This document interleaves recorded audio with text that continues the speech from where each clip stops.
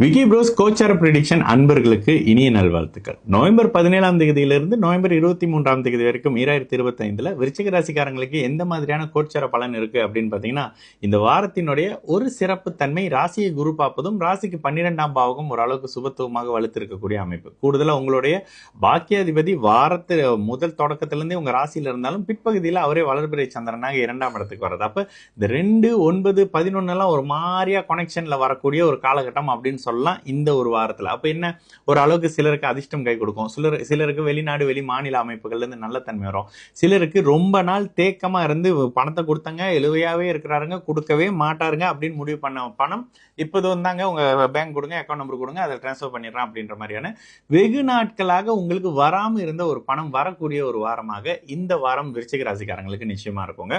2ஆம் பாவகம் ஒரு அளவுக்கு வளர்பிறை சந்திரனுடைய அமைப்புகள்ல உச்சனுடைய வீட்டுல கூட வருது, பரிவர்த்தனை ஆகுறாங்க. அப்படி இப்படி இதெல்லாம் என்ன, தனம் வரக்கூடிய ஒரு வழியை திறக்கக்கூடிய ஒரு காலகட்டம் அப்படின்னு சொல்லலாம். கூடுதலாக என்ன, இன்ப சுற்றுலா அப்படி இப்படின்னு வெக்கேஷன் மாதிரி ஏதாவது விஷயத்துக்கு செலவு செய்யக்கூடிய அமைப்பு, சிலர் சொகுசு சார்ந்த அமைப்புகள்ல பண்ணக்கூடிய விஷயம், சில பேர் ஐபோன் வாங்குறேன் அதை வாங்குறேன் இது வாங்குறேன்ற மாதிரியான லக்ஸரியான விஷயங்களுக்காக செலவு ஷாப்பிங் செய்யக்கூடிய ஒரு வாரமாக விருச்சிக ராசிக்காரங்களுக்கு இருக்குங்க. ஆரோக்கியம் சார்ந்த அமைப்புகள்ல சிலருக்கு பிரச்சனைகள் இருக்க வரக்கூடிய அமைப்பு இருக்கும். தசாபுத்தியின் அமைப்புகள்ல அந்த தன்மை எப்படி இருக்கு அப்படின்றத பாத்துங்க. கூடுதலாக உங்களுடைய 10ஆம் அதிபதி ராசியில சுபத்துவமா இருக்கிறாரு. அப்ப என்ன, தொழில் அமைப்புகள்ல நல்ல மாற்றம் வரப்போது. அரசு சார்ந்த தொழில் எதிர்பார்த்துக்கிட்டு இருக்கீங்க, அரசு டெண்டர் எதிர்பார்த்துக்கிட்டு இருக்கீங்க அப்படின்னு நினைக்கக்கூடிய விருச்சிக ராசிக்காரங்களுக்கு அரசு சார்ந்த அமைப்புகள்ல இருந்து மிகப்பெரிய மாற்றங்கள் வரக்கூடிய அமைப்பு. தொழில் மாற்றம் நடக்க போகுது, அது நல்லதா இருக்க போகுது. ப்ரொமோஷன் எதிர்பார்த்துக்கிட்டு இருக்கேன், எனக்கு கிடைக்குமா?